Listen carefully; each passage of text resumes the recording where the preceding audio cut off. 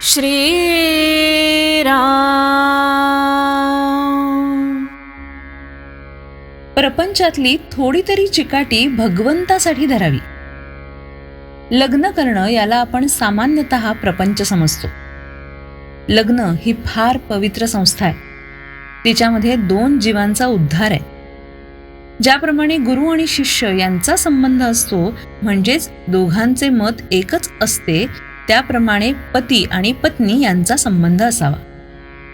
पत्नी आपलं सर्वस्व पतीला देते. यामध्येच खरं पवित्रपण आहे.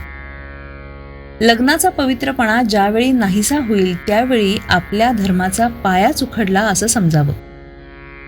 आपली अशी समजूत असते की लग्न केलं तेव्हा सुख हे लागणारच. जे जे परमेश्वराने निर्माण केलंय ते माझ्या सुखासाठीच केलंय असं आपण म्हणतो. वास्तविक एकच वस्तू ठेवली आणि ती सगळ्यांनी घ्यावी असं म्हटलं तर सगळंच एकट्याच्या हाती कसं येईल.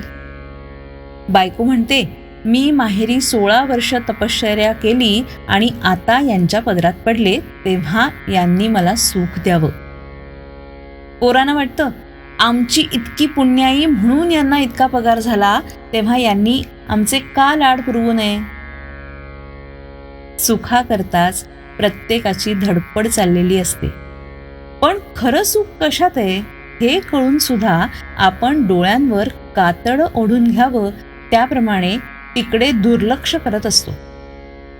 प्रपंचात सुख मिळावं म्हणून आपण जी चिकाटी धरतो तिच्या 1/4 चिकाटी जरी भगवंतासाठी धरली ना तरी आपलं काम भागेल.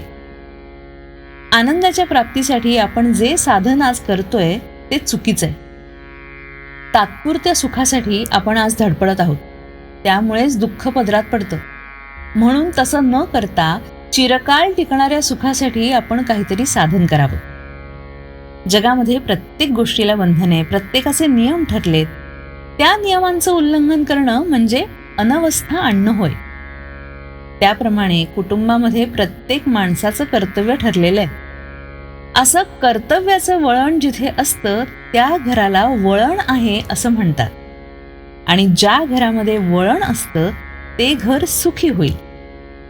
समजा आपण एक घर बांधलं, त्यामध्ये दरवाजे केले, भिंतीला खिडक्या केल्या, आढ्याला झरोके केले आणि त्यापैकी झरोक्यांनी विचार केला की आम्ही का म्हणून लहान असावं, आम्ही दरवाजा इतकं मोठं का नाही होणार. असं म्हणून ते दरवाजा इतके मोठे झाले. खिडक्यांनीही तोच विचार केला आणि त्या सगळ्या दरवाजा इतक्याच मोठ्या बनल्या. आता असं झाल्यावर त्या घराचं काय होईल.